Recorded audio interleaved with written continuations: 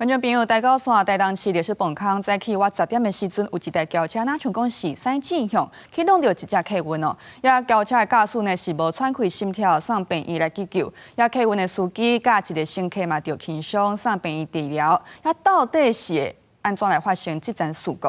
警察讲爱个调查。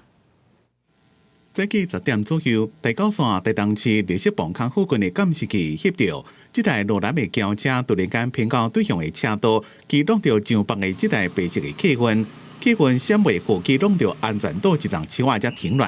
因为动力力量正大，轿车的车头规拢冒气，驾驶当场无喘气心跳，也拿客运车的前挡风玻璃规拢碎去。客运顶迄当中有3位乘客加驾驶总共4个。 一位女乘客头甲手受伤，客运的驾驶也受伤。擦撞到边边，然后就逆向过来跟我对撞。这大声碰出来就安尼啊！